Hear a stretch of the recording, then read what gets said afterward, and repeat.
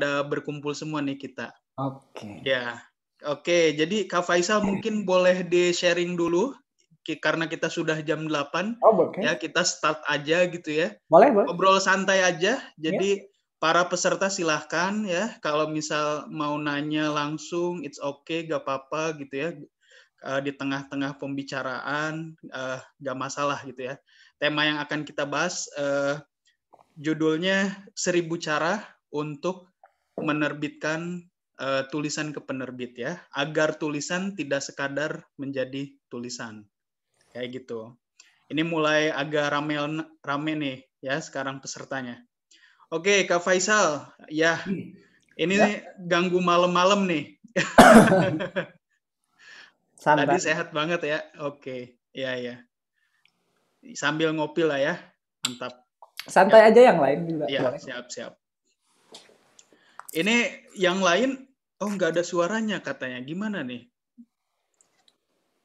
Ada yang nggak ada suaranya, mungkin biasanya perlu di-refresh dulu kali ya Zoom-nya ya. Apakah ada suaranya sekarang? Ada yang kasih kolom chat tuh. Oh iya ya. Mungkin dites suaranya dulu kali ya. Yang lain apa ada yang bisa denger ya? Tes ada nggak saya? Om Misbah dengar nggak? Iya, dari peserta atau pemenang mungkin bisa tes suara. Halo, kakak-kakak semua.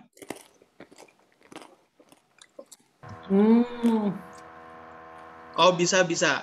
Katanya tadi nggak ada suara ya. Oh, mungkin lagi ini dulu lah, penyesuaian dulu lah gitu ya. Oke. Kita sambil jalan aja lah gitu. Jadi hari ini mau sharing tentang apa nih Kak Faisal nih ceritanya? Sambil ngemil ya. Oke, santai. Saya juga sambil minum teh lah. Selamat datang Lavena. Sering banget aku sama Lavena nih. Saya mau ngomongin soal melihat tulisan, peluangnya sekarang untuk sampai ke pembacanya ya, Om Misbah. Mantap. Karena menurut saya sudah bergeser dan itu penulis harus mulai memikirkan pembaca. Artinya sampai sejauh mana tulisan kita bakal benar-benar sampai ke pembaca. Begitu Om Misbah. Oke, seru banget nih. Jadi dari ungkapan awal aja udah seru gitu ya, bahwa sebenarnya ada rahasia lah gitu ya, rahasia besar mungkin bisa dibilang gitu kan. Kira-kira yang akan kita ungkap nih dari Kak Faisal ya. Kita wawancara deh lebih lanjut gitu ya. Yang lain ada suaranya nggak? Masih nggak ada suara katanya ini, Ainun. Iya ya, kenapa ya nggak ada suaranya? Tes. Di ini aja dulu ya, di refresh dulu aja kali ya. Tes. Ini kita bingung juga ya. Biasanya kalau hanya satu orang dari Zoom-nya peserta mungkin ya. Gitu. Iya. Ya di refresh dulu aja ya untuk Kak Ainin gitu. Zoom-nya. Kita sambil ngobrol-ngobrol. Nanti kita juga ada rekamannya gitu ya. Bisa di-share di email lah gitu nanti. Ya, share gitu. Oke, jadi kenapa materinya penting nih? Tadi bahas gitu. Gimana tuh Kak Faisal? Sebenarnya melihat peluang tulisan untuk sampai ke pembaca ini tidak ngomongin soal satu segmen, artinya pasar, tidak pasar secara komersial, tapi juga pembaca yang menurut kita bisa menerima tulisan kita. Karena kebanyakan si penulis bisa jadi kadang tidak terlalu peduli apakah tulisan kita ini laku atau tidak, tapi itu tidak jadi masalah. Artinya sejauh mana sih kita memperlakukan tulisan kita, apakah dalam bentuk e-book, apakah dalam bentuk cetak, apakah dalam platform, begitu sih. Oke, ya, menarik. Oke, Kak Faisal, sebelum kita bahas materinya lebih dalam, tentu kan ini menarik ya. Maksudnya kan kita nggak bisa mengikuti cara-cara lama ya untuk menerbitkan tulisan kita. Pasti ada update gitu ya, yang kita kan melihat situasi terkini lah ya, perkembangan zamannya itu seperti apa gitu kan. Kalau dulu kan mungkin masih belum era teknologi gitu ya. Sekarang udah serba teknologi informasi. Nah, jadi kita memanfaatkan juga ya kecanggihan teknologi itu. Nah, mungkin kita akan mulai dari pertanyaan yang paling basic ya. Paling basic tentang tulisan ini gitu ya. Ya, mungkin Kak Faisal ya, karena sudah menjadi penulis dari tahun kapan, Kang? Pasti udah lama banget gitu ya. Artinya di sana kan berarti harus semangat terus ya. Kenapa sih sebenarnya kita harus menulis gitu? Pertama, sebenarnya menulis itu adalah naluriah, artinya bahwa di luar menulis pelajaran ya, menyalin segala macam. Karena manusia ini memang muncul sebagai makhluk yang artinya dia tidak selalu bisa mengekspresikan dalam bentuk physically, Fisik ini ya, good. Tetapi dari seni, dari bahkan dari olahraga, dari segala macam. Nah, tulisan ini menariknya adalah bahwa ini adalah yang paling tua mungkin, cara berekspresi yang paling tua. Menulis ini ekspresi yang paling tua. Bagaimana ada tradisi mencatat hukum, Hammurabi, mencatat doa para orang-orang Mesir, tradisi-tradisi segala macam di Babilonia, bahkan nenek moyang kita Nusantara. Mereka menulis rata-rata sebagai spiritual misalnya, kepercayaan, sebagai sejarah. Dan kini di masa sekarang menulis ini menjadi gaya hidup akhirnya. Begitu. Iya, mantap. Jadi sebenarnya menulis ini memang dari zaman purbakala gitu ya sampai sekarang tetap ada gitu ya. Menulis mungkin caranya aja yang berbeda gitu ya. Mediumnya aja yang berubah. Iya, betul. Orang dulu zaman di gua orang-orang kan nulis, cuman nulisnya bentuknya bahasanya bahasa simbol. Di Mesir simbol Hammurabi juga dalam bentuk simbol undang-undang seperti itu. Jadi menulis itu mengekspresikan pikiran, rasa dan apapun itu gitu ya. Dalam bentuk media apapun sebenarnya gitu ya. Sebenarnya. Ya. Jadi yang akan kita bahas sekarang itu bagaimana sih ya kita menerbitkan tulisan kita gitu ya. Dan kita berada pada zaman istilahnya kalau mungkin sekarang di ini tuh revolusi industri ya, kecanggihan teknologi, artificial intelligence gitu ya. Eranya medsos gitu, media sosial. Kita tiap hari megang Instagram gitu ya, buka-buka Facebook gitu ya di era-era masyarakat maya gitu ya, seperti itu. Terus ini kan gini nih Kak Faisal, banyak orang yang sekarang kan update status gitu ya, terus posting foto dikasih caption gitu kan, kemudian di WhatsApp dikasih dia kan hari ini ngapain aja nih aktivitas gitu kan. Itu kan sebenarnya buat sendiri ya, maksudnya ya dia nulis buat sendiri gitu, buat atau sebenarnya nulis itu harus diterbitkan nggak sih gitu ya? Harus diketahui oleh orang lain nggak sih? Atau sebenarnya cukup buat sendiri aja deh gitu? Jadi yang membedakan tulisan kita apakah itu sifatnya puisi, cerpen, novel, ataukah itu sebagai status segala macam adalah nilainya, Om Misbah. Jadi kita hari ini bisa saja melaporkan apa yang kita lihat. Betul. Lewat Instagram, foto, caption. Tapi berbeda ketika jurnalis yang melaporkan, karena dia punya muatan. Nah, kita bisa aja ngeluh di status WA. Tapi apa bedanya dengan seorang misalnya dulu seorang empuh. Empuh, Empuh. ketika empuh nih biasanya Empuh ini apa nih, Kak? kerajaan-kerajaan, empuh Tantular, empuh Oh, ya, ya, ya. Sukasoma. Nah dia Oke, kalau oke. ngeluh udah beda. Ngeluh Oh, lewat gitu. lewat kitab-kitab yang dia tulis tentang bahwa negara ini membutuhkan pemimpin segala macam. Nah, Oke. si buku dengan WA, kitab dengan status Facebook, Iya. dia itu satu medium yang sama kalau zaman, Oke. tapi nilainya yang berbeda. Nah, menjadi dilema ketika misalnya kita katakan kalau kita tidak butuh tulisan di Facebook, Instagram, Twitter. Iya. Padahal memang itulah cara kita lari dari kehidupan yang Iya. ada di sekitar kita, Ya.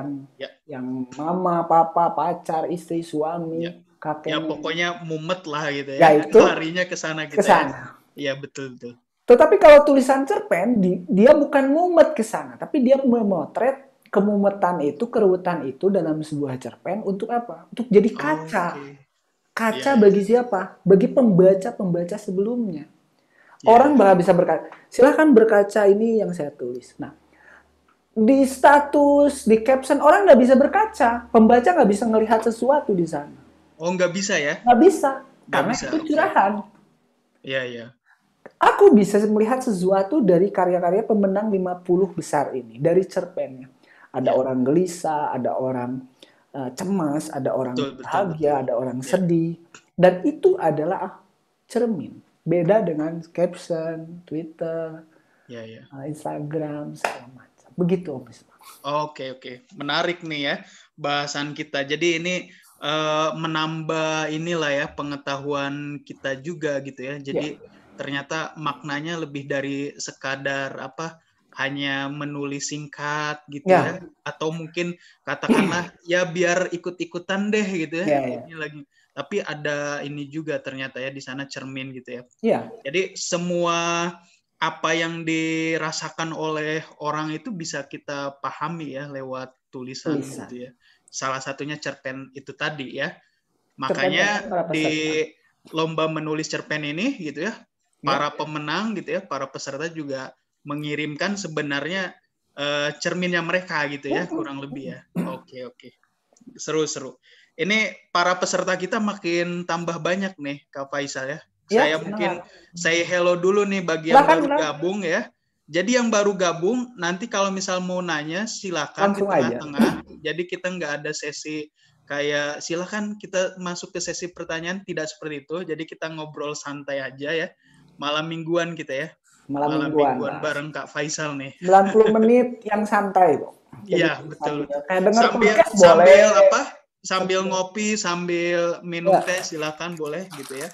boleh. Saya juga sambil ngemil.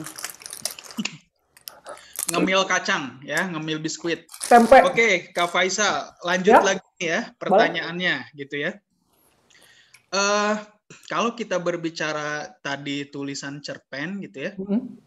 Oke, ya Kak Indah katanya tiap webinar sambil makan minum. Mantap ya. Wah, Santai aja pelanggaran. kita. Karena nggak dikirim ke pembicara dan host. Iya. Indah pelanggaran itu. Bisa di kartu kuning itu. Ya, ya, ya, ya, ya. Oke, oke. Jadi bicara soal tulisan tadi itu kan cermin ya.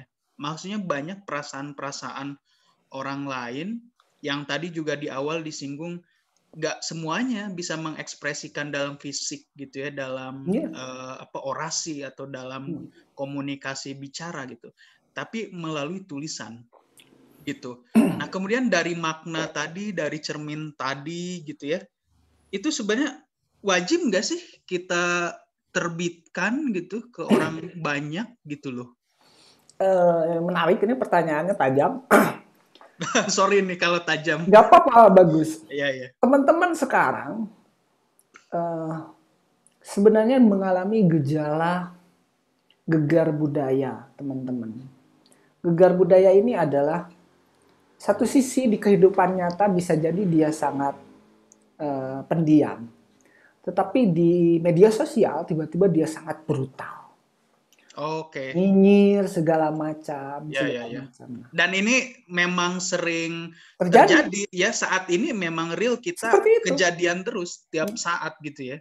Pasti teman-teman banyak loh, Misbah, Ya, teman-teman di sini pasti banyak punya teman yang di status WA marah-marah, di betul. status Instagram religius, ngomongnya terus tentang doa segala macam. Oke, oke, oke. Good.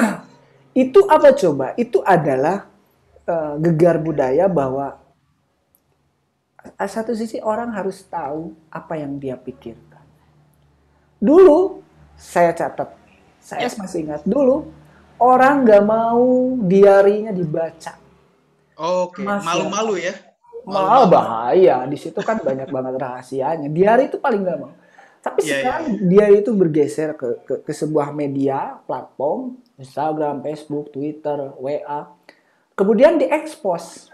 Oke, iya, iya. Padahal tujuannya kadang hanya untuk satu pembaca, misalnya temannya yang belum mengembalikan uang.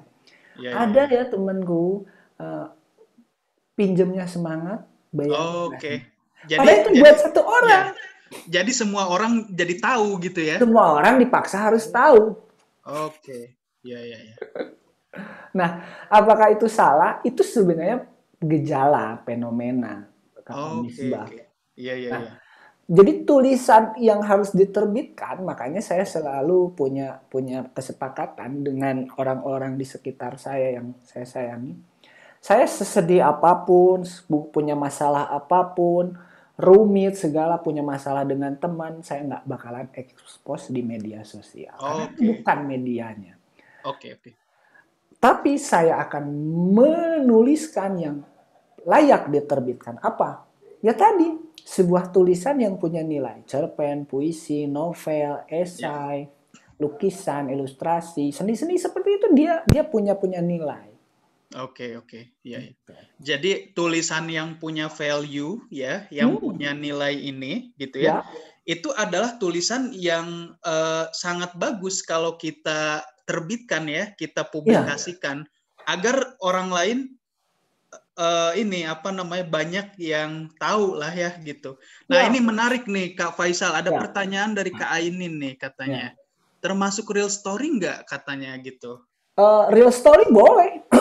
Jadi ada sebuah tulisan kainin yang mengatakan apa bedanya novel, biografi, fungsinya ya drama, Ya, sama apa lagi ya tulisan filsafat. ya, Saya kasih tahu sejarah juga. Bacaan sejarah, bacaan uh, filsafat, bacaan sastra dan bacaan lain berfungsinya begini. Di biografi yang real ya, biografi Habibie ya, pembaca bisa belajar dengan sosok dari manusia sedang berinteraksi dengan zaman. Habibie pas zaman ya. tahun 70-an, 80-an ke Jerman. Kita bisa tahu. Kalau sejarah, kalau kita Ya, baca sejarah, kita belajar apa? Belajar mengapa hari ini kita duduk di sini lihat Zoom. Karena Zoom ini diciptakan oleh siapapun. oke. Kenapa? Nah, sejarah. Kalau filsafat, kenapa kita harus baca bacaan filsafat? Filsafat ini tugasnya sederhana dan tapi sangat sulit untuk kita lakukan. Meluruskan logika kita, pikiran kita, nilai-nilai segala macam, kenapa bisa muncul pertanyaan-pertanyaan mendasar itu di filsafat. Oke, Sastra apa fungsinya? Nah, sastra ini dia nilai estetik. Nilai estetik itu apa? Ada sesuatu yang tidak bisa diungkapkan dan kita katakan, kita amini adanya di sastra. Kagum, oke. sedih, Ya, hanyut, haru, marah, itu ada di sastra. Jadi pembaca itu bukan hanya yang menemukan makna, kesedihan, emosi segala macam itu bukan penulis saja, tapi pembaca pun ada. Nah, oke. Ya. itulah kenapa termasuk real story itu kita bisa. Oke, oke. Jadi real story pun bisa gitu ya kita Ya, terbitkan kayak gitu. harus Iya, harus bisa. oke. Oke, Kak Faisal, ini pesertanya makin tambah banyak nih ya. Ya. Kayaknya kita masih pemanasan dari tadi Iya, gitu ya. nggak apa-apa. Saya sapa kembali lah gitu ya bagi yang baru bergabung. Halo kakak-kakak semua, para peserta lomba ya. Jadi kita ngobrol santai di sini. Jadi bukan talk show yang Ya, versi apa namanya kuliah, bukan. Tapi kita ngobrol santai aja malam minggu gitu ya. Boleh sambil ngopi-ngopi ya, tapi silahkan ya nyediain sendiri aja paling gitu. Di rumah masing-masing gitu ya. Nah ini udah ada bertambah ya, ada 14 di sini. Para pemenang semua ya, kayaknya ini mungkin ada para peserta pendaftar awal juga yang baru gabung. Jadi Kak Faisal tadi bercerita banyak ya tentang tema kita hari ini berkaitan dengan pentingnya kita menerbitkan tulisan kita gitu ya. Jadi agar tulisan kita yang nggak hanya cuma jadi tulisan buat kita saja gitu ya, tapi juga bisa jadi tulisan tersebut mungkin ya dibaca orang, dan orang tersebut mendapatkan pengetahuan baru gitu ya, rasa baru gitu ya, atau mungkin pengalaman baru gitu ya dari apa yang kita baca gitu ya. Nah, Kak Faisal ini sendiri sedang ada kesibukan ya untuk mempersiapkan agenda-agenda besar lainnya gitu ya. Tentu juga para kakak penulis di sini juga punya agenda-agenda besar lainnya ya ke depannya gitu ya. Jadi harus tetap dijaga semangatnya gitu ya. Oke, Kak Faisal, kita lanjut lagi nih ya. Boleh. Ya, jadi kalau misal tadi ya penting kita menerbitkan tulisan kita gitu ya, terus jaga ada perubahan-perubahan zaman ya, kita harus adaptable gitu ya kan. Ada sebuah ungkapan katanya yang paling survive ya yang bisa menyesuaikan dengan perubahan gitu ya ceritanya gitu. Nah, kalau misal saat ini sebenarnya kalau misal mau nulis menerbitkan tulisan itu ya, entah apapun termasuk cerpen gitu. Itu sebenarnya bagusnya bagaimana ya medianya gitu. Kira-kira menyinggung dengan tema kita yang disinggung awal banget tadi gitu.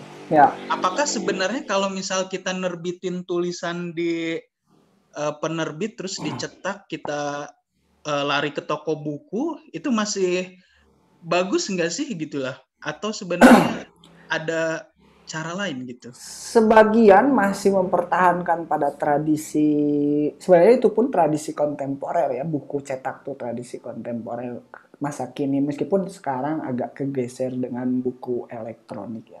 Oke, e-book ya? E-book. Ya, saya lebih senang misalnya teman-teman yang cerpenis di sini, kenapa teman-teman tidak berani menulis cerpen kalian di misalnya di dalam kotak misalnya, sebuah kotak bungkus misalnya dengan makanan gitu. Jadi satu makanan, satu cerpen, cerpennya itu aja, tapi tiap bulan diganti gitu. Karena menurut saya peluang pembaca di luaran sekarang ini tidak terbatas. Artinya teman-teman bisa gak sih jualan atau sampaikan tulisan kalian dengan apa yang sedang kalian kerjakan. Sekali-kali misalnya di sini ada akuntan, jangan nulis akuntan terus buat bos tuh tiba-tiba di belakangnya cerpen, bos bacalah sekalian ya biar gak stres gitu. Pajak tiba-tiba kwitansinya isinya cerpen semua, kasih ya. Cuek aja. Ya kalau bicara soal media, misalnya media buku sekarang, cerpen ini termasuk yang susah dijual, Om Misbah. Susah. Yang paling mudah di sastra itu pertama novel ya. Novel. Kedua buku puisi. Ketiga cerpen. Keempat esai. Kelima drama yang paling susah. Makanya sangat jarang. Iya. Bahkan di platform novel laku banget, puisi. Jadi kalau satu novel bisa dibaca per hari 5.000 orang, puisi paling dibaca sama orang 100 orang. Cerpen dibaca paling 50 orang sehari. Perbandingannya seperti itu. Iya. Jadi masih yang pertama itu novel ya? Novel, gitu. Dia novel. Terus kan ini kita lagi alumni lomba nih nih ya Kak Faisal. Jadi sebenarnya apa ya peluang paling bagus kalau misal kita mau Melihat cerpen ini, iya gitu ya, apa ya kira-kira? melihat peluang cerpen ini menarik sebenarnya. Mhm. Berbeda dari novel, pertama adalah kolaborasinya. Ya. Si cerpen ini sebenarnya paling mudah dijual ketika dia nempel dengan benda lain. Misalnya dengan produk seperti tadi, jual kuliner dengan cerpen. Cerpen ini pendek-pendek aja yang satu Oke, setengah. ya ya. Atau di mediumnya berbeda. Hmm. Podcast, YouTube. Raditya Ya, ya. Dika ini baca cerpen aja udah yang nontonnya ratusan ribu. Kan ngeri ya. Iya iya iya iya. Pas giliran aku yang baca, yang dengerin Jadi 100. ini ya beda ya. Ya itu. Tapi yang jadi masalah untuk teman-teman sekarang, jangan pernah membandingkan kalian dengan para populis itu. Kenapa? Oke. Karena itu menyiksa kalian. Kalian ini nggak terlalu cukup berharga untuk dibandingkan dengan penulis-penulis yang besar, bukan karena karyanya, tapi karena posisi lain. Misalnya keberuntungan, segala Oke. macam. Jadi bukan Iya. karena karya saja, teman-teman. Itu ada masanya karya-karya kita akhirnya tersisihkan oleh karya-karya yang sedang naik daun. Oke, ya. Jadi tulisan-tulisan teman-teman ini sebenarnya belum tentu tidak lebih bagus dari tulisan-tulisan novelis-novelis. Misalnya Oke. Erisca Febriani yang di Mhm. Nathan itu Iya, iya. sebenarnya sangat-sangat biasa, tapi beda aja persoalan persoalan keberuntungannya besar segala macam. Oke. Ya ya ya. Oke oke. Ini menarik Ya, sebenarnya nih ya. bahasannya nih ya. Ini masalah momentum, masalah kita punya luck gitu ya, keberuntungan. Apakah ada pertanyaan dulu nih ya? Kita Silakan, silakan. ya Coba. mungkin kakak-kakak para pemenang atau peserta silakan kalau ada yang mau ditanyakan dari obrolan kita selama kurang lebih setengah jam Ini tadi nih, mungkin kata Lavena nih mau nanya dia angkat message. tangan ya. Ya, Oke, silakan. Kak Lavena, gimana kabarnya? Gak ada ya? Gak hadir ya? Ada. Oke. Gak ada Mana? suaranya tapi ya. Mungkin bisa dites kembali Kak Lavena suaranya. Halo Kak. Nah, Oh ya, halo. Gimana? Ada yang mau ditanyakan ke Kak Faisal? Saya nggak bilang mau nanya deh Kak kayaknya. Itu biasa angkat tangan. Ada di aku notifnya. Oh gitu. Apa Iya, ya? iya. Kalau tadi ngomongin soal, kami sebenarnya sempat ngomongin soal digital gitu Kak. Iya, betul. Kayaknya Iya. kalau Kak Faisal juga tadi ngomongin soal novel platform. Tapi kalau saya nggak salah menangkap, kayaknya platform ini juga tetap nggak akan bisa menggantikan banyak menggantikan buku fisik gitu. Kayaknya tetap banyak novel platform yang peminatnya banyak, kemudian dijadiin buku fisik. Ya nggak sih, Kak? Seru. Jadi ini pertanyaan Kalavena ini menantang nih ya. Jadi tajam nih. Seperti tadi tajam pertanyaannya. Gimana kalau Tapi seru ya. Justru pertanyaannya ini mampu menjawab kegelitikan kita kali ya. Kegelisahan kita. Kegusaran kita, salah istilah gitu ya. Jadi meskipun masih online tapi juga ternyata pada akhirnya tetap kontemporer tadi. Nah, itu gimana tuh kira-kira nih Kak Faisal? Belum beres kayaknya Lavena Om Misbah. Oh, belum beres. Sorry tadi. Dia protes lagi tuh ke aku ngechat lagi. Belum beres. Enggak, Kak Misbah. Oh, sorry. Di saya keputus berarti suaranya, sorry. Aduh. Ya. Enggak kok, tadi Kak Misbah udah merangkum pertanyaannya, tapi kalau gitu ya. Iya, oke. Masih ya, ada? Intinya sih Kak.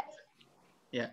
Intinya sih apakah buku dan platform itu akan terus kayak sekarang gitu, berjalannya iringan atau nanti suatu saat akan ada yang mendahului. Terus juga jadi mikir, berbeda kayaknya dengan dua itu, kalau koran cetak, sepertinya mungkin, bangkrut. Sepertinya mungkin bisa keganti sama e-paper. Yang mana e-paper pembacanya meningkat, koran cetak juga menurun gitu. Nah, kalau rubrik sastra sendiri, bisa nggak sih Kak, sebenarnya apakah rubrik sastra itu tetap aman di bentuk koran e-paper itu? Jadi, 2 sekalian pertanyaannya deh. Oke. Waduh, Makasih. langsung. Ya, oke. Kalau Vena, ini Kak Faisal coba kita dengerin nih. Ya. Gimana nih Kak Faisal nih? Pecinta buku tetap ada, tetapi makin tergeser. Artinya memang kalau kita ngomongin tergeser tuh kurun waktunya dia tidak setahun 2 tahun ini, tapi beberapa tahun kemudian, 1 dekade, kemungkinan akan sulit. Perpustakaan sudah mulai digital. Satu-satunya yang bakal menyelamatkan buku adalah apa coba, Om Misbah? Orang bakal tetap mencetak kitab suci, Al-Quran, Bible, segala macam, Hindu, Buddha, itu bakal tetap di situ karena beda orang. Kecuali kita seperti Norwegia kalau nggak salah. Norwegia ini udah kayak gini, Om Misbah. Ya. Dia udah nanam satu wilayah pohon buat hutan, buat 1000 pohon misalnya, buat dia tentuin setiap tahun nama-nama penulis yang bakal diterbitkan kertasnya dari pohon itu. Buat 100 tahun ke depan, Norwegia udah nulis gitu. Norwegia, Swedia ya, aku lupa. Udah nulis. Negara-negara itu ya. Ya, udah ditulis. Misalnya penulisnya Murakami misalnya. Baru 100 tahun kemudian bakal dicetaknya karena pohonnya nunggu dulu. Nah, itu jadi yang negara orang udah persiapan gitu udah persiapan. Dan kemungkinan Indonesia yang nggak persiapan dia makin berkurang. Oh gitu. Ya. Apakah sastra bakal bertahan? Sastra ini terdesak terus di mana-mana sebenarnya. Saya sendiri kalau tidak keluar dari kerangkeng teman-teman saya banyaknya sastra. Jadi seperti sehat-sehat saja sastra. Padahal sastra ini nggak bertumbuh dengan baik. Pecinta cerpen makin kurang, pecinta puisi makin kurang, pecinta surat makin kurang. Makanya aku cari banget tuh yang suka surat. Iya. Nah, itu yang menjadi alasan bahwa sastra dalam apapun tumbuh, tetapi dia sangat banyak mengalami mengalami perubahan bentuk, baik dari kepadatannya kah, lebih banyak visualnya kah, lebih banyak adegan tampar menamparnya. Aku nulis novel di platform tuh lebih banyak adegan kasarnya. Kalau tulisan kita melengkung, meleuk-liuk seperti itu ditinggalin sama pembaca karena bacanya dari HP. Nah, itu yang menjadi jawaban saya bahwa sebenarnya sastra mulai terbentuk. Yang di habitat itu dia sastra yang baru, dia habitat digital. Begitu kalau Vena. Oke. Begitu Cicila Pena.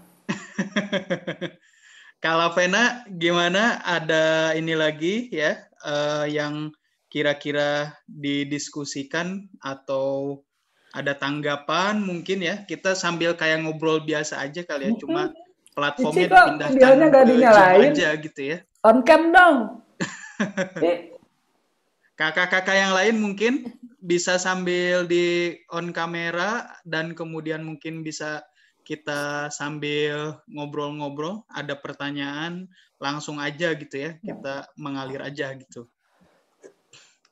Jadi sebenarnya kalau misal tadi katakanlah karya sastra ya, kita novel yang paling banyak, dia pindah lingkungan ekosistem habitat tadi ke arah sama-sama kalau Vena berpindah ke digital gitu ya. Pertanyaannya adalah sampai kapan platform digital itu akan bertahan gitu? Kalau saya lihat sebagai ahli terawang, jadi kita nebak-nebakannya nih istilahnya gitu ya. Firasatku selalu tepat tapi. Gitu. Iya, mantep nih. Berarti ini rahasia nih kita Ini bukan rahasia, justru aku pengen bongkar. Oh gitu. Ya, ini berarti khusus dibuka kepada para pemenang lomba gitu ya, para peserta aku lomba. bongkar nih. Ya, silakan. Karena ini saya dapat bocoran ini langsung dari Allah Subhanahu wa taala, dibisikin ke telinga. Jadi artinya ada landasannya gitu Ada landasannya ya. Katanya ke depan bahwa karya ini semakin simpel dan tidak pertama dia tidak mengganggu ekosistem alam, artinya pohon segala macam. Tetapi bentuknya menjadi sangat sesuai, berubah gitu, drastis dengan habitat. Menurut aku hanya akan bertahan 50 tahun ke depan ini digital. Oke. Berikutnya hologram sih menurut aku. Hologram tuh bisa ditempel di kacamata, baca atau kayak suntik di kepala, kita udah tahu, udah satu novel aja baca dalam 1 jam, gitu. Itu bakal ada, cuman kita nggak tahu itu apakah sama cucu kita segala macam. Tetapi yang menarik adalah kesadaran yang timbul di Eropa, di Amerika, bahwa literasi klasik, karya-karya klasik tetap diajarkan dalam budaya populer. Film Korea saja. Film Korea nih, saya sekarang aja sih nonton drakor. Pecinta drama Korea juga? Cek deh, pasti gurunya ada guru literatur, pasti selalu puisi, kadang. Itu ngikutin Hollywood, Om Misbah. Iya. Drama drakornya True Beauty, itu kan kakaknya si Jukung tuh sukanya ke siapa? Bapak guru bahasa Korea itu. Iya. Love of Beautiful yang seminggu 2 kali dan 30 menit puisi juga. Oke. Rata-rata puisi, awal-awalnya kadang puisi. Nah, di Hollywood juga sama. Misalnya film apa? Selalu ada novel Ernest Hemingway. Iya. Selalu ada novel George Orwell. Iya. Ya kan? 1984. Atau puisi T.S. Eliot. Iya. Charles Emily Dickinson. Iya. Itu mereka sadar untuk mengajarkan sastra bukan mengajarkan tahu tidak puisi Hairil Anwar itu ada, bukan, tapi lewat gaya hidup. Oke. Coba cek filmnya Equalizer. Denzel, siapa sih si Denzel itu? Dia kan ke kafe ketemu sama perempuan nakalnya nanya, kamu kan lagi baca apa sih? Ernest Hemingway. Oke. Laki-laki tua dan laut gitu kan. Nah, gaya hidup, sebagai gaya hidup. Kamu tahu tidak, saya dengan istri saya sedang menyelesaikan setahun 100 daftar buku dalam seumur hidup harus saya baca. Nah, itu terjadi. Oke. Di Indonesia belum berani. Di Indonesia menganggap ya mending motor lah, kayak motor, berandal, terus apa lagi sih? Ya kayak gitu. Oke. Ini menarik nih Kak Faisal, persoalan tentang tadi diawali dengan pertanyaan Kak Lavena gitu ya, bahwa ya orang pada akhirnya juga tetap kita lihat di sekitar kita menerbitkan ke kontemporer. Kemudian dari sana lanjutannya adalah memangnya kalau misal kita berada pada situasi yang sekarang serba digital, itu masih akan terus bertahan panjang sampai akhir dunia mungkin gitu, atau ternyata tadi hasil penerawangannya Kak Faisal gitu kan, ada zaman di mana akan berubah ya. Katakanlah setengah milenia atau 50 tahun kita akan berada pada masa hologram tadi. Artinya tidak dalam bentuk kita scrolling gitu ya, kita balik-balik ini, tapi udah canggih, ada teknologi yang lebih advance di sana gitu, lewat suntikan dan sebagainya. Artinya sebenarnya tulisan itu media untuk mengungkapkannya. Setiap zaman itu akan selalu berubah, dari goa ya, kemudian dari buku ya, dari digital, mungkin nanti hologram. Bahkan mungkin setelah hologram ada yang jauh lebih beda lagi gitu ya dari itu semua. Tapi tetap ternyata tulisan tetap ada esensi, ada maknanya tadi ya, bahwa di beberapa film juga tetap yang kolosal yang klasik tetap dibahas juga gitu ya. Artinya masih penting juga gitu ya. Ini menarik nih. Mungkin dari kakak-kakak peserta ada pertanyaan atau mungkin ada ide juga yang mau diungkapkan, karena menurut saya ini bagaimana kita adaptasi seputar tulisan ngirim ke pembaca, silahkan ditanyakan, tidak terbatas bahasan tadi sebenarnya Om Misbah. Iya. Oke. Gimana nih kakak-kakak yang lain? Ada atau mungkin gini deh ya, ada request mau bahas apa deh, silahkan gitu. Kalau misal agak bermasalah di mic-nya boleh di kolom chat gitu ya, agar nanti bisa kita bahas bareng apa nih sebenarnya yang kakak-kakak pengen gitu ya kita ceritain gitu di sini. Kayak mungkin sambil nunggu gitu ya. Tadi menarik ya persoalan apa namanya? Saya dari jurusan teknik geologi ya. Geologi itu kan saya dari perkapalan. Teknik apa? Perkapalan. Iya, oke. Jadi good ya, kita good partner ya. Oke, ini Kak, kebetulan nih ada pertanyaan nih. Kak Aini ini aktif banget nih kayaknya nih. Ada peluang nggak sih untuk cerpen dijadikan film? Iseng aja katanya gitu. Ada. Mereka bilang Saya Monyet, Jenar Maesa Ayu pernah difilmkan. Oke. Doa Yang Mengancam, Jujur Prananto difilmkan. Itu difilmkan kan dari pemainnya Aming. Jadi justru yang paling menarik dan paling mudah itu cerpen difilmkan. Pertama, durasinya pendek. Betul. Novel rata-rata ketika difilmkan, Ainin, dia memotong banyak sekali adegan. Karena kan bedanya cerpen sama novel, saya pernah bilang kalau cerpen nih satu peristiwa terjadi, kalau novel peristiwa dari lahir sampai meninggal bisa diceritakan. Nah, peluang dari cerpen justru sangat filmis. Filmis itu sangat memiliki sifat-sifat yang cocok dengan film. Jadi ketika aku bilang kontemporer, Om Misbah, pada zaman dulu buku itu kontemporer, kekinian. Nah, sekarang tuh yang kontemporer adalah digital. Nanti 50 tahun akan datang, old school tuh, digital old school, sejarah buku jadi sejarah, orang itu nggak pernah lagi lihat kertas, itu bakal kejadian. Oke. Justru yang menjadi menarik menurut saya teman-teman, bagaimana aktivitas kalian ketika menulis cerpen sudah membayangkan media apa selanjutnya cerpen ini. Itu menarik. Ketika kita ngebayangkan, ini dulu kan gini, mau diterbitkan di Gramedia, berarti harus romantik misalnya, atau harus metropop, atau harus, nah kayak gitu kan mikirnya kan, seputar tema. Sekarang nggak zamannya kayak gitu. Saya nulis cerpen ini harus enak ketika di podcastkan. Saya nulis cerpen ini harus enak ketika difilmkan. Kita pakai handphone di filminnya gitu sama teman-teman. Segala macam itu. Jadi itu bisa menuntut kita untuk terus maju lah selangkah di depan.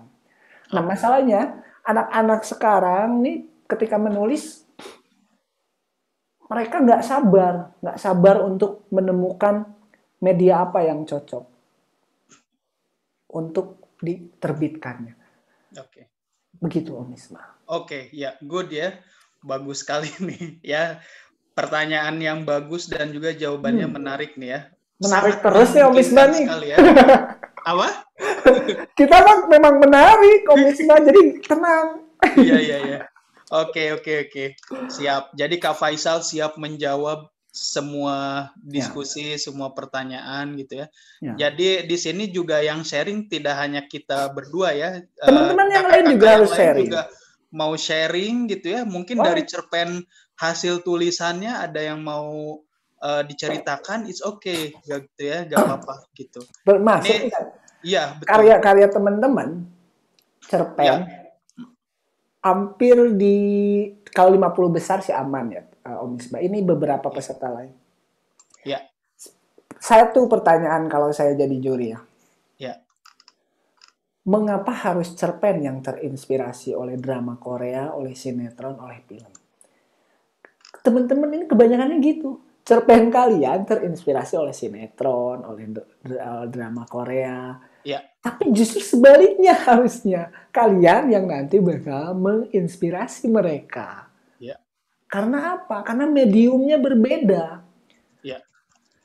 Dalam cerpen-cerpen yang terinspirasi oleh drama Korea, dia terbatas. Satu, kita nggak ngelihat tokohnya, apakah tokohnya tinggi atau segala macam. Ya. Apakah itu make up atau apa? Nggak dijelasin dalam cerpen. Kalau drakor itu ada apanya? Ada ucapan terima kasihnya, malah kalau ada tamu, bintang tamunya kayak gitu. Itu di drakor. Nah, jadi jangan pernah menulis ulang drama Korea. Tapi tulislah sesuatu yang bakal kemungkinannya diambil, menginspirasi drama Korea, menginspirasi sinetron, menginspirasi segala macam. Jangan dibalik. Jangan karya sastra kalian terinspirasi oleh drama Korea, oleh film-film. Tapi karya kalian harus menginspirasi. Pertanyaannya pasti bakal mudah dari teman-teman. Terus bagaimana membuat karya yang bisa menginspirasi pembuat film? Adalah tulis yang benar-benar kalian kalian akrab. Yang cuman kalian tahu di dunia ini, kalian tuliskan itu. Ya. Karena apa? Kalau cuman yang kalian tahu tuliskan itu apa coba? Kehidupan kalian di sekitar. Itu yang harus ditulis. Sementara kebanyakannya kalian merasa kalian juga adalah tokoh dalam drama, film, sinetron, segala macam yang bisa mewakili kalian. Jangan wakilkan kalian dengan bentuk-bentuk di luar kalian, tapi wakili kalian dengan suara kalian. Begitu. Oke. Ini seperti quotes yang sangat bijak nih ya. Dari penulis. Oke, good ya. Kak Faisal, sebenarnya ini diskusi kita malam ini gitu ya, obrolan santai kita ini kalau misal mau diulik dalam itu pasti banyak banget gitu ya yang bisa kita. Enaknya memang nongkrong bareng gitu ya, kita ketemu. Tapi ya kita juga menyesuaikan dengan zaman gitu ya. Aku udah pengen banget ketemu sama seseorang tapi susah banget, dilarang sama orang tuanya segala macam. Iya betul. Sekarang susah. Termasuk kayaknya para followernya Kang Faisal mau pada ketemu juga, jumpa fans mungkin. Pengen ketemu, katanya pengen ini pengen enggak. Pengen minta tanda tangan ya? Enggak lah. Pengen selfie ya? Enggak. Santai dong. Oh iya. Oke, ini ada pertanyaan dari Mas Eko ya. Mas Eko, gimana, sehat Mas? Katanya mic-nya bermasalah nih. Speakernya bermasalah. Ya, Mas Eko ini dulu kuliah bareng S2 di ITB. Saya sama Mas Eko sama-sama teknik geologi. Dan ini sangat menarik Kak Faisal karena Mas Eko ini background-nya dari teknik geologi ya. Jadi belajar masa lalu.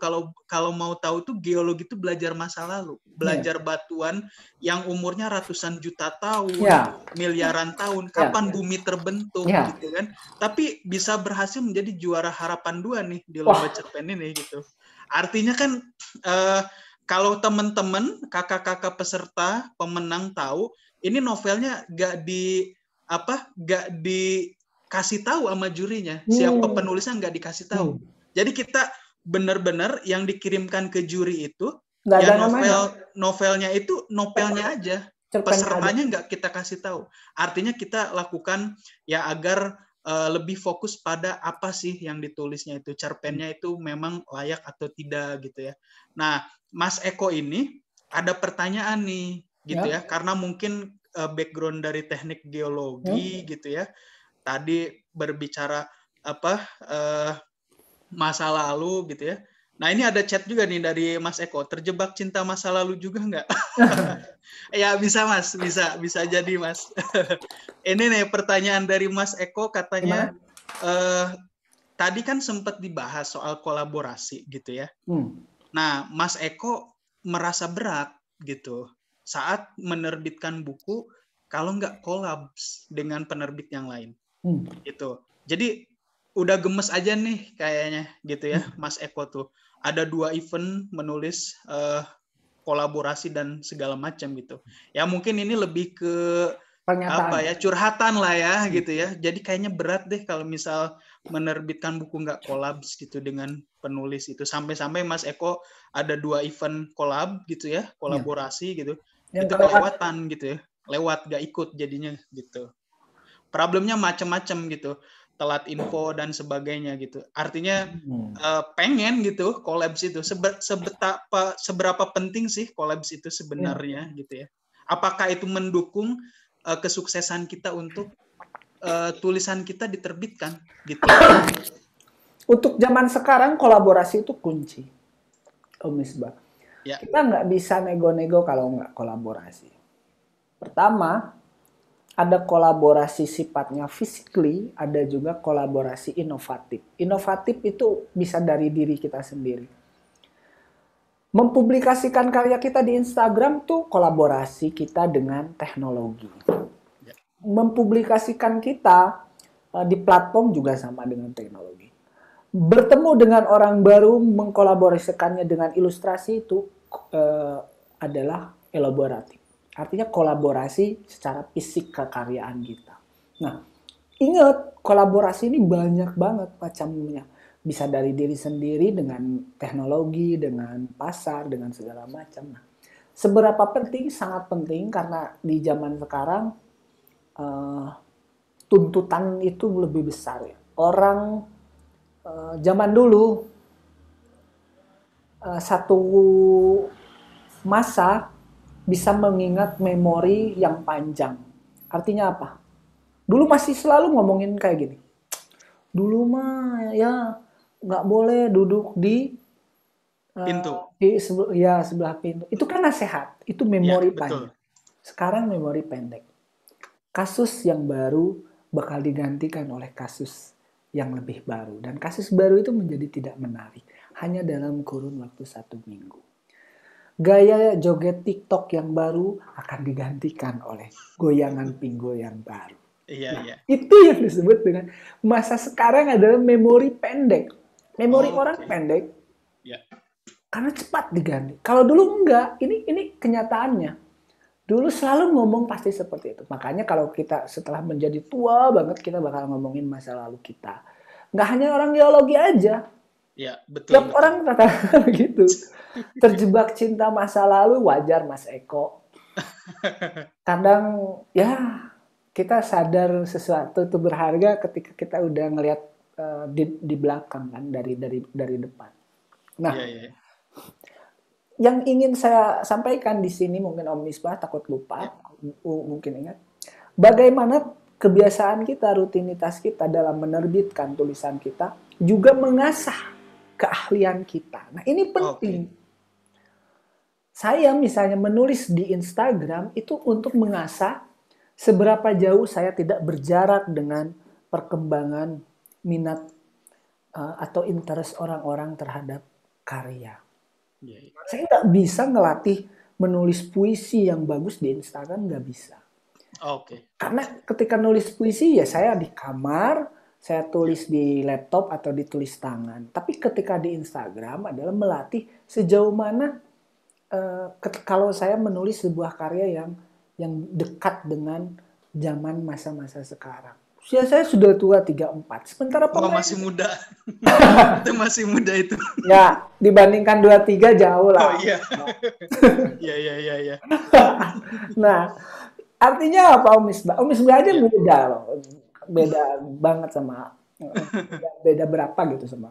Iya. Nah, seberapa ampuh ketika kita mencetak karya kita atau menuliskan di platform juga mempengaruhi kita untuk tulisan berikutnya.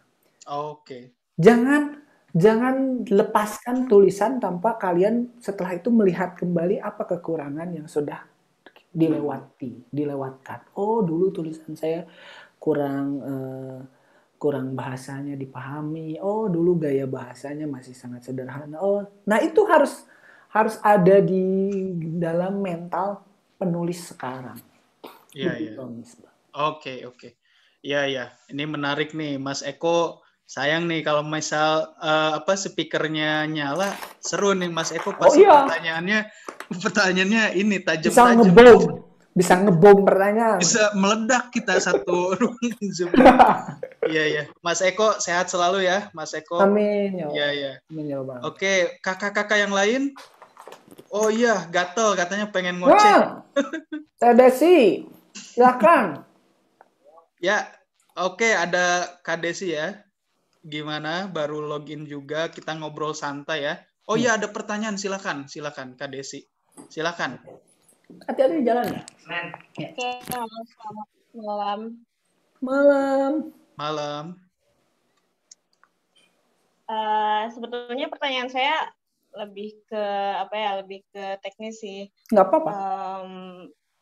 Berkaitan dengan kan cerpen saya waktu di lomba itu yang judulnya Bintang di Ampuang itu kan pengalaman saya selama di daerah terpencil itu kan, dan itu menceritakan tentang satu siswa gitu. Sebetulnya saya punya niatan untuk membuat kalau untuk dibilang membuat novel sih saya juga nggak tahu bisa atau enggak gitu, cuman ingin membukukan baik itu buat pribadi atau misalkan untuk orang-orang terdekat, atau syukur-syukur bisa lebih luas gitu ya. Jadi satu buku itu isinya tentang beberapa cerpen yang masih relate dengan pengalaman di sana, tapi satu babnya itu tentang satu siswa yang misalkan nih bab satunya tentang Petrus, bab duanya tentang Okna, bab tiganya tentang beda-beda anak gitu kan, karena mereka punya karakter yang menarik. Pertanyaannya itu adalah bagaimana caranya menghidupkan karakter seseorang dalam cerpen yang berkaitan, orang-orangnya berbeda tapi ingin menghidupkan karakter tapi tidak monoton gitu, nggak gitu-gitu aja gitu untuk menghidupkan karakternya gitu. Ya, menarik nih pertanyaan. Ya, sama-sama Kak Desi. Ya, ini Kak Desi ini pemenang juara ketiga ya? Ketiga ya? Aku ini. Ya, gitu cerpennya. Wah, ya. Juara 2-nya siapa sih? Juara satunya gak hadir ya kayaknya ya. Juara 2? Juara 2 Kalavena, ya. Gitu. Jadi gimana Kak Faisal tadi menanggapi pertanyaan Kak Desi gitu. Bagus banget pertanyaannya. Ya. Teh Desi pernah gak nyobain nulis satu cerpen? Teh Desi nulis satu cerpen yang menggunakan bahasa mungkin pengajar ya Teh Desi, pengajar atau aktivis yang sosial atau segala macam. Pernah gak Teh Desi coba menulis cerpen dari bahasa anak? Bahasa anak tuh gaya tuturnya. Gaya tutur anak bisa mempengaruhi ke pertumbuhan karya kita. Misalnya, aku bangun menemukan hari penuh dengan omelan mama. Omelan tentang segala macam yang sebenarnya aku tidak ingin sekolah. Nah, pertama bisa lewat pendalaman tokoh dari bahasa asli tokohnya sendiri. Jika tokohnya anak, coba tulis dengan bahasa anak, sudut pandang anak. Kenapa monoton? Karena memang yang nulisnya kita, sementara kita nggak mau nyoba untuk kemungkinan-kemungkinan lain. Atau Teh Desi pernah nggak coba pakai tulis bahasa Ampuang ya? Ampuang apa sih daerahnya? Lupa aku. Bahasa asli itu di apa? Kenapa? Ditampung, kemudian banyak sekali dituliskan di cerpennya. Atau bahkan ketiga, Teh Desi menulis dengan gaya masa sekarang. Gila aja, gua dibuang kali ke sini, suruh ketemu orang-orang di sini. Yeah. Sialan, internetnya nggak jalan, wifi adanya di kelurahan, 3G adanya, ditulis. Nah, satu cerpen beda-beda gaya bahasa, nggak jadi masalah. Justru itu tantangan buat Teh Desi sebenarnya, bukan untuk wah ini nulis seperti ini bukan gaya saya. Bukan itu pertanyaannya. Teh Desi mau gak berusaha keluar dari pakem-pakem yang sebenarnya diciptakan oleh diri kita sendiri? Oke. Ya. Enggak, ini mah bukan gaya saya. Bukan persoalan Anda harus berubah gaya, tapi Anda harus belajar. Anda harus mencoba, gagal segala macam. Itu biasa. Karena justru kita nemuin satu hal yang baru. Nah, tokoh-tokoh bisa berkembang kalau kita berani mencoba itu. Sudut pandangnya berubah, gaya tuturnya berubah, sinis, apakah jadi lebih. Rata-rata penulis cerpen kita ini terjebak di zona nyaman sendiri. Dan itu yang membuat cerpen menjadi tanda kutip ketinggalan dengan novel dan puisi di masyarakat. Oke. Ya. Oke. Sambil dicas aku buat cas. Terusin, Om Misbah. Oke, siap. Ya, menarik sekali ya kakak-kakak semua. Tadi pertanyaan dari Teh Desi ya, bagaimana mengembangkan karakter dari tokoh. Kita bisa adaptasi ya, style baru gitu ya, yang kekinian gitu ya, kayak gitu. Teh Desi gimana? Gimana nih? Teh Desi ya panggilannya. Ada ini lagi nggak yang mau diceritain lagi atau ada pertanyaan lagi gitu? Ya mungkin sambil gimana? Paham sih ya Kak, mau ikut adaptasi yang sekarang tapi tetap ciri khasnya masih kuat ya, gitu ya. Maksudnya ciri khas yang dikembangkan, misalkan kayak berbicara orang timur, berarti ya ketimurannya harus tetap ada gitu.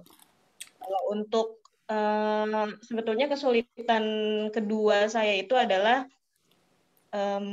dalam hal latar, baik itu waktu maupun tempat. Bagaimana caranya membuat suatu latar yang dimana pembacanya itu bisa merasakan kita tuh ada di cerita itu gitu. Si pembaca itu bisa ada di cerita itu, membuat gaya bahasa, menciptakan suatu latar baik itu tempat maupun waktu yang bikin lebih hidup. Sebenarnya hampir sama dengan menghidupkan karakter sih. Jadi memang itu yang mungkin kesulitan saya untuk lebih berkembang lagi gitu. Teh Desi pas ke timur, Teh Desi banyak foto-foto nggak, selfie atau apa, video? Banyak nggak Teh Desi pas ke sana? Banyak, kalau untuk dokumentasi banyak. Banyak kan? Kenapa Teh Desi ketika nulis cerpen itu nggak sambil ngelihat itu lagi? Artinya Teh Desi jangan fokus ke foto Teh Desi yang lagi senyum, tapi fokus ke belakang. Di situ ada pohon apa, di situ ada laut apa, lautnya warnanya seperti apa, di situ ada batu, di situ ada rempah-rempah kah, di situ mataharinya warnanya seperti apa, di situ tanahnya seperti apa, di situ warungnya seperti bagaimana. Nah, gunakan ketika menulis sebagai mata kamera. Mata kamera nggak pernah bohong, tapi mata penulis bohong. Udah tahu nulis di Bandung, terus dia nulis soal betapa Bandung diliputi oleh kesedihan. Itu kan bohong. Bandung tuh kalau di Lembang diliputi kabut, jalannya berkelok-kelok. Tapi tiba-tiba ngomongnya bukan berkelok-kelok. Aku melewati Lembang dan kulihat wajahmu. Itu kan bohong. Yang ada itu ketika ku melewati Lembang, begitu berjalan berkelok-kelok, saya melihat warung-warung kecil para pedagang kelinci. Aku tiba-tiba ingat seorang perempuan yang menyukai kelinci. Itu benar. Itu yang disebut dengan detail, latar, dengan visual. Jadi cara menulis latar supaya kita pembaca merasakan tuh, kurangi kalian berbohong dalam tulisan kalian. Gunakan mata pena itu sebagai mata kamera. Kalau pohon di orang di timur itu seperti apa? Apakah keras-keras? Apakah seperti di Jawa Barat hanya lebih banyak padi lebih banyak. Itu kan sebenarnya persoalan pendekatan kita dalam riset, Teh Desi. Ya, oke. Ya, gimana Teh Desi? Ada lanjutannya? Harus ada lanjutannya cerpennya. Menarik ya, karena alhamdulillah sih, maksudnya saya baru dapat ide banget nih dari Kak Faisal tentang lihat foto-foto yang sebelumnya, karena memang saya juga kan senang fotografi dan lebih ke landscape di sana kan, termasuk ekspresi anaknya seperti apa atau keadaan alamnya seperti ekspresi apa, anaknya seperti apa. Ya. Kita nggak boleh bohong sama apa yang kita tulis. Kalau kita di sana nemuin bahwa rumputnya lebih coklat daripada rumput yang ada di Bandung, tulis hamparan rumput itu begitu coklat, seperti hangusnya apa gitu kan. Ya. Tapi itu menarik jadinya gitu. Ya. Iya, ini Kak Desi ini asik loh mainnya ke Timor itu. Saya dulu pernah juga ke daerah Kupang itu, memang warganya ramah gitu ya, unik-unik, terus ada padang savana. Yang paling seru apa? Kita bisa lihat galaksi Bima Sakti yang bintang itu setiap saat gitu. Jadi langitnya memang cerah. Di sana kan ada mau bikin penerowongan bintang itu. Yang Bos Cha itu mau dipindah ke sana ceritanya. Teleskop. Itu. Iya, ini asik loh Kak Desi mainnya sampai ke sana gitu kan. Apalagi lama gitu kan di sana. Iya. Seru. Titip dari aku. Oke. Ya, gimana Kak Faisal? Lihat lagi fotonya. Jangan lihat fotonya beberapa detik, tapi lama. 3 menit, 4 menit. Dan bayangkan lagi apa yang sempat terjadi di sana. Begitu. Oke, good. Oke. Kak Desi, ya sambil kita nanti lanjut diskusi, boleh Kak Desi juga nanti kita sambil ngobrol lagi. Ada pertanyaan lagi nih dari Mas Eko, gimana nih? Mas Eko katanya pilih-pilih penerbit. Perlu nggak sih katanya, misal tulisan kita, ya, itu bisa sekalian dijadikan capaian kinerja kantor gitu ya. Sering tanya, penerbitnya anggota IKAPI bukan? Saya jadi kurang semangat melanjutkan menulis buku, katanya gitu. Karena penerbit sebelumnya bukan anggota IKAPI. Jadi istilahnya kondisinya ya memang kan yang namanya kerja kantoran, ini penerbitnya bisa naikin jabatan gak sih gitu kan? Istilahnya jadi males nih gitu kan kita buat nulis. Itu perlu nggak sih kita pilih-pilih penerbit sebenarnya? Ya, mungkin ini pertanyaan yang kembali lagi tadi soal menerbitkan buku, gitu. Atau sebenarnya kalau nulis ya udah publish aja, nggak usah mikir-mikir di penerbit IKAPI, penerbit apa gitu ya? Atau gimana sebenarnya? Ini tergantung kebutuhan, Om Misbah. Oke. Kalau kebutuhannya untuk jualan, pasti orang bakal mikirnya harus ke Gramet, Republika, Bentang, Mizan, segala macam. Untuk kebutuhan dinas, misalnya yang ada tercatat pada IKAPI. Untuk kebutuhan iseng-iseng, bisa saja dia tanpa ISBN dicetak fotokopian, terus dibagikan gratis. Karena apa? Mas Eko, itu kan klaim ya sebenarnya. IKAPI sendiri klaim sebenarnya bahwa misalnya salah satu bentuk klaim bahwa jika ini adalah anggota IKAPI maka verifikasinya segala macam legal, segala macam. Itu kan klaim ya. Siapapun berhak melakukan itu sesuai dengan tujuannya. Misalnya IKAPI bertujuan untuk ikatan para penerbit terjaga, jadi karya-karya terpantau segala macam. Tapi tidak jadi halangan untuk bisa menerbitkan buku berikutnya. Saya sekarang malahan memilih untuk menerbitkan sendiri sebenarnya ketimbang harus penerbit besar. Pertama, penerbit besar juga sedang collab, Gramet sepi, jangankan toko buku ya. Mall aja sepi kok sekarang. Jadi orang boro-boro mau mikir mau ke toko buku, mikir ke bioskop, ke mall aja mikir gitu orang karena lagi pandemi ya kan. Yeah. Nah, jadi jangan batasi dengan klaim-klaim itu. Kecuali kebutuhannya berbeda, misalnya kenaikan pangkat, biar masuk sertifikat, segala macam. Itu kan beda ya. Yeah. Gitu, Om Misbah. Oke, iya. Seperti itu, Mas Eko. Jadi katanya balik lagi deh ke kebutuhan kita ya. Ya tentu kita juga harus punya impian di karir kita. Ya. Mungkin ada yang sedang jadi ASN atau jadi dosen, jadi peneliti gitu kan. Ya disesuaikan. Paper ilmiah kalau memang perlu harus buat akreditasi, silahkan disesuaikan tulisannya. Kalaupun memang populer gitu ya, bisa dibawa untuk naik jabatan, disesuaikan juga gitu penerbitnya. Oke, Mas Eko ini pertanyaannya ini ya aktif sekali gitu ya. Yeah. Makanya ini kita masih mending speakernya Mas Eko bermasalah. Kalau nggak bermasalah, apa kita yang bermasalah. Gitu? Kita yang bermasalah. Iya, kita yang bermasalah. Mas Eko bisa mencecar saya terus-terusan. Pertanyaan-pertanyaan gitu ya kita. Ya. Jadi nanti yang ada 1,5 jam Mas Eko nanya terus. Ya, 1,5 jam. Sekitar 80 menit pertanyaan, 10 menit menjawab. 8 menit deh menjawab karena 2 menit pembuka. Iya, jadi acaranya adalah acara Mas Eko sebenarnya. Bercanda Mas Eko, bercanda. Ya, Mas, marah Mas. Sorry. Parah. Mumpung kita bercanda Mas, bercandanya tapi kita bercanda keterlaluan Mas. Ini karena udah lama nggak ketemu Mas Eko aja gitu ya. Ya harus kita usilin sedikit aja ke Mas Eko. Oke, sambil kita lanjut lagi, pertanyaan berikutnya itu berkaitan dengan menulis tadi gitu ya.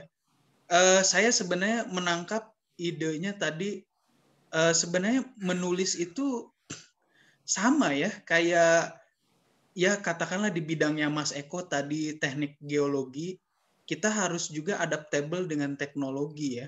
Jadi artinya sekarang biasanya geologi itu kita pergi ke lapangan, kita harus ngambil data langsung gitu ya. Nah, kemudian apa yang terjadi ketika pandemik sekarang, semua serba online gitu ya. Sekarang menyesuaikan dengan zaman digital. Jadi kita mengerjakan pengambilan data itu lewat citra satelit ya, kita lihat dari atas segala macam gitu. Nah, ternyata tadi pas dijelaskan bahwa menulis itu pun ya disesuaikan dengan zaman. Tadi ada dia tuh masih dalam buku cetak, kemudian masuk ke platform gitu ya, digital, dan kemudian berikutnya ada hologram dan sebagainya. Jadi yang paling baik itu ya, ditambah tadi ada pertanyaan dari Kak Desi gitu ya, bahwa bagaimana mengembangkan karakter, ubah style kita, zaman kita. Artinya kata kuncinya kan berarti perubahan gitu ya. Jadi balik lagi, siapa yang menyesuaikan dengan zamannya, dengan perubahannya, dia yang akan survive. Gimana nih kira-kira? Apakah sepenuhnya seperti itu atau ada yang keliru juga gitu? Sebenarnya yang harus digarisbawahi selain sebelum perubahan tuh mencoba itu kan, mencoba di platform, mencoba gaya baru segala. Mungkin yang paling saya pernah lihat film Jurassic Park itu loh, pernyataan tentang yang dilontarkan Dr. Grant kalau nggak salah. Apa bedanya astronot dengan astronom? Astronot nih kan yang keluar angkasa, Om Misbah, yang langsung ketemu dengan galaksi, lihat planet, kadang turun ke bulan. Astronot kan? Ya. Astronomi di bumi, ngebayangin bintang kayak gimana cahayanya gitu kan, pakai teleskop segala macam, terus dia baca lagi segala macam. Nah, penulis nih dua-duanya, bayangin. Penulis nih astronot sekaligus astronom. Oke. Kenapa saya bilang begitu? Ketika ke lapangan, dia ke lapangan, keluar angkasa dia, ketemu dengan bulannya, ketemu dengan bebatuannya, ketemu dengan ketika pulang lagi ke kamar, dia jadi astronot. Dia imajinasiin lah tempat yang tadi dia tulislah seperti itu. Oke. Ya, ya. Nah, persoalannya ada yang kuat ada yang menonjol ke astronotannya, ada yang menonjol ke astronomannya. Penulis ini lebih suka di kamar, cukup googling, cukup perpustakaan. Ada yang sibuk di lapangan, dan ketika di kamar ngerasa wah, stuck. Ini kan bisa disiasati. Pertama, yang suka stuck kalau kamu seorang astronot yang suka stuck di kamar, kamu tinggal nulisnya pas di lapangan. Tulis di lapangan. Karena begitu pulang pasti stuck. Yang di kamar aja, ketika kalian ini kan seumur hidup nggak di kamar mulu kan, nggak di rumah mulu. Ketika keluar bahkan jajan pun anggap itu riset, tulis. Oke. Jadi karena orang yang sering di kamar, nyangkanya ketika keluar rumah itu bukan sedang riset, tapi sekedar apa coba? Santai, saya mau keluar ketemu teman. Padahal itu sedang riset, jadikan itu sebagai sebuah riset tokoh. Saya mau ketemu si X, orangnya gini, cepat-cepat dicatat, cepat-cepat ditulis. Nah, itu yang disebut dengan kemampuan penulis di masa-masa yang sekarang yang sangat kurang dicoba, begitu Om Misbah. Oke, iya ya. Ya, ini obrolannya sebenarnya ringan-ringan berat ya kita ya. Saya juga sambil memahami pelan-pelan gitu ya, karena kan ini ranah baru lah ya, istilahnya orang yang sudah banyak mungkin tadi Kak Desi gitu kan, kemudian juga Kak Lavena gitu ya, kemudian kakak-kakak yang lain gitu ya. Itu kan misal dari jurusan sastra, saya Mas Eko dari geologi kan berbeda lah ya pengalamannya. Berbeda pengalaman sambil inilah menyelam. Teknik perkapalan saya. Iya. Oke, kakak-kakak yang lain gimana? Ada ini lagi kira-kira? Ada pertanyaan terakhir, silakan sebelum ditutup loh. Ini udah tinggal 10 menit lagi. Udah 13 menit terakhir. Silakan Kak Indah. Oh, ini Kak Indah. Ya. Halo, selamat malam Kak. Malam. Ya, halo Kak Indah. Perkenalkan aku Indah. Aku yang masuk 50 besar dengan Betul, Kak. cerpenku 3 semua. Iya. Semua masuk 50 besar. 3 nulisnya. 3 cerpen 50 besar. Wah, ini curang. Kasihan yang lain kan. 2 orang jatah orang lain kamu curi itu. Gak apa-apa, bagus. Bercanda. Kita menilainya dari karyanya, bukan dari apa. Soalnya nggak ada namanya. Nggak ada namanya. Sebenarnya aku iseng nanya aja sih, penasaran aja. Kan tiap penerbit baik indie, minor sama mayor tuh kan ada itu apa beda-beda kayak kenapa. Tapi yang paling aku penasaran tuh ada perbedaan nggak sih kalau misalnya tiap penerbit tuh misalnya menolak naskah ini diterbitkan tuh karena apa gitu. Karena aku mikirnya kalau kayak penerbit mayor itu pasti kesalahannya tuh ya kalau bukan karena typonya, bukan karena EYD, PUEBI itu ya aku juga nggak tahu sih sebenarnya. Itu juga aku penasaran tiap penerbit itu kesalahan bukan kesalahan sih apa ya, tapi kenapa kayak naskah ini ditolak gitu sih Kak, beda-beda gitu gak sih kalau tiap penerbit gitu. Oke. Ya, ini Kak Faisal karena banyak banget experience-nya, tentu inilah bisa cerita soal penerbit ini kan nggak mungkin ya kita nerbitin ya 10 buku semua terbit atau sekali kita nerbitin langsung. Nah, pasti ada pengalaman ininya lah ya, gagalnya. Nah, gimana tuh kira-kira?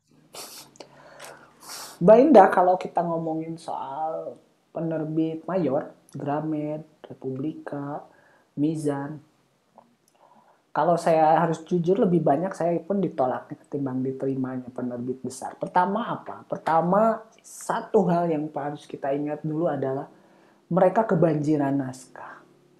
Bisa per hari 10 naskah, bisa per hari 20 naskah, bisa per bulan puluhan naskah. Sementara mereka harus menyeleksi karya bukan semata-mata sesuai dengan visi dan misi penerbit saja, tetapi ada yang namanya sisi market. Bagaimana buku itu bisa terjual banyak. Dan ketika ngomongin terjual banyak, mereka akan memilih katakanlah penulis-penulis yang sudah memiliki pembaca banyak. Makanya adalah tren di Wattpad laku, dicetak. Di Twitter viral, dibuatlah buku dan filmnya. Di Instagram naik followernya, dicarilah dia tulisannya. Musisi diajak nulis, artis nulis. Nah, itu adalah yang disebut dengan sisi lain dari penerbit-penerbit yang akhirnya mayor untuk menerbitkan. Saya tidak mengatakan seluruh buku yang dicetak itu selalu melulu berdasarkan itu, tidak. Nah, Gramet sendiri ini nunggunya lama, 6 bulan. Mizan sendiri lama, Republika, Bentang, segala macam sama. Sementara yang indie atau minor adalah sebenarnya penerbit yang sifatnya cair. Artinya sifatnya cair adalah swadaya, swadaya. Artinya si penulis dilibatkan dananya, dilibatkan marketingnya, segala macam. Tulisan setiap yang diterima oleh penerbit itu beda-beda. Tidak mungkin saya lihat misalnya karakter pop, misalnya populer, yang diterbitkan oleh media kita seperti Boy Chandra, Piasa Besari, terus apa lagi, Wira Anggara, Wira Negara ya. Nah itu Jerry, terus siapa ya, lupa aku nama-namanya. Itu tidak cocok untuk Gramet. Maka Gramet tetap fokus di Ika Natasha, siapa lagi, penulis-penulis metropop kayak gitu. Yang Mizan sama beda-beda. Pidi Baik, Kokoh, kata Kokoh, terus Bayu, itu beda-beda mereka.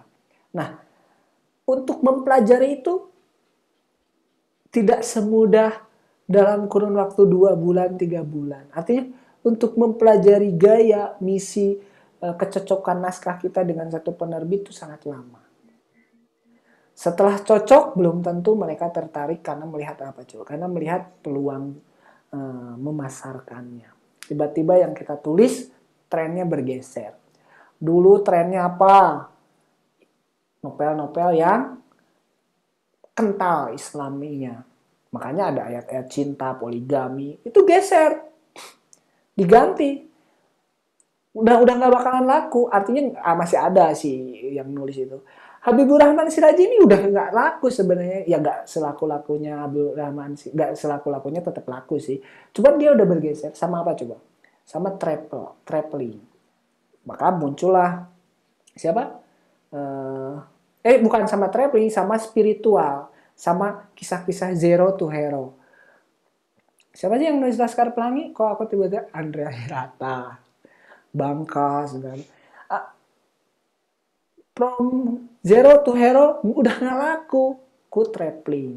Muncullah tulisan-tulisan misalnya Ahmad Puadi, Negeri 5 Menara, Assalamualaikum Beijing, segala macam.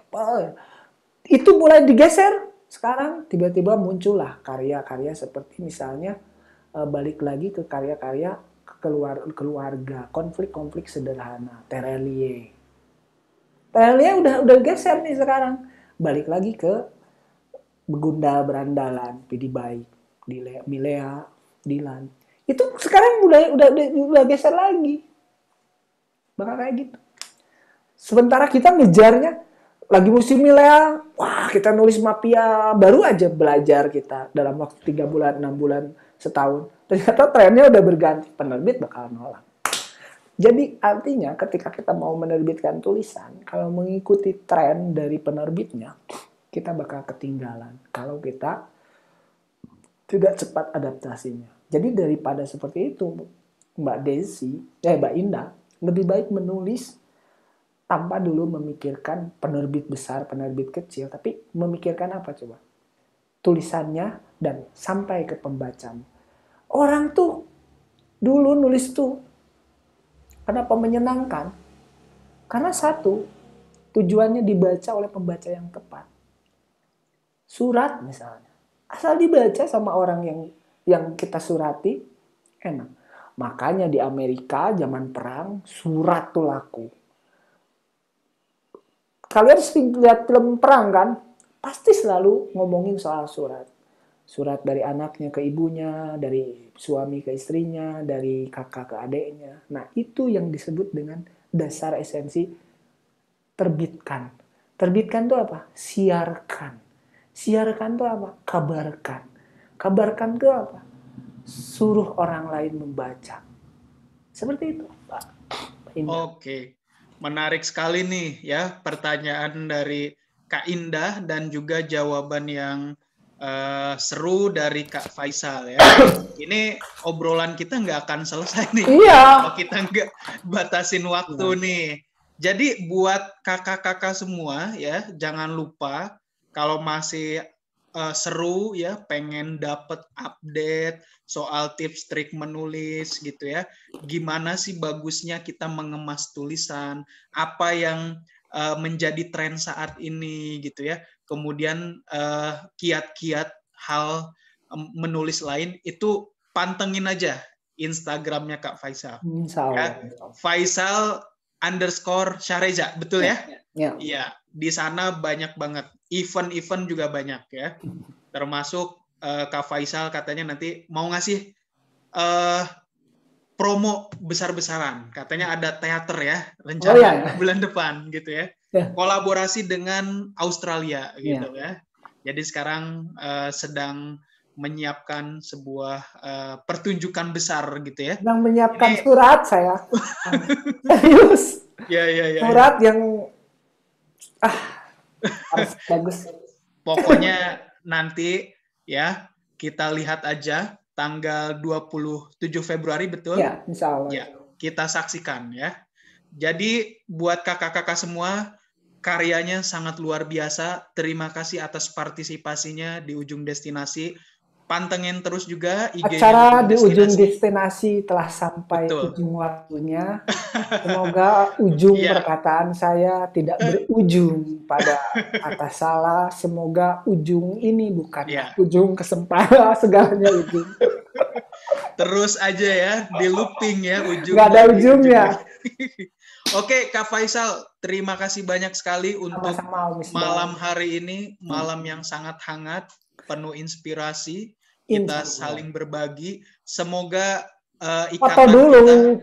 Oh iya betul ya. Foto dulu kita ya. Terus sorry. Nggak online nih, yang lain nih. Ya, ini soalnya. Oh, nah ini Mas Eko ada nih. Halo Mas. Yang lain? Makin gemuk ini Mas Eko. Yang lain buka dong. Yang lain gimana nih? Bisa malu katanya. Ini nggak? On cam nggak? Ini sayang sekali nih Mas Eko nggak ada bisa suaranya nih. Aduh. Ya kan nggak masuk kan? Oh ini udah masuk ini suaranya ada ini Mas Eko. Serius? Giliran udah mau selesai Mas Eko udah ngomong. Ini bahaya ini. Masuk loh. Oh tadi tuh ini apa biar acaranya memang kita fokus ke Kak Faisal nih. Materi utamanya gitu ya. Betul, nggak mau intervensi saya. Iya. Betul. Mas Eko ini benar-benar rendah hati ya gitu ya. Rendah hati untuk melesat gitu. Enggak. Oke, yang lain gimana bisa on cam? Kita coba ambil dokumentasi dulu. Kayaknya udah pada ini ya, pada selesai juga. Pada PW. Karena ini malam, jadi kita ini minggu lah. Sambil tiduran cocok gitu ya. Oke, kayaknya sih kita ambil apa adanya dulu aja. Boleh. Mungkin di lain kesempatan bisa kita lanjut lagi diskusinya ya. Mungkin satu terakhir dari Kak Faisal, ada pesan-pesan untuk para pemenang dan juga peserta lomba ini gitu ya? Kalian menang ini adalah selangkah hal yang menurut saya penting, artinya tidak boleh terputus di sini saja, karena kadang langkah yang perjalanan yang jauh bisa jadi enak dinikmati hanya gara-gara satu langkah yang tepat. Nah, menurutku menjadi pemenang nih satu langkah yang tepat ya. Tinggal persoalannya kita mau meneruskan atau tidak.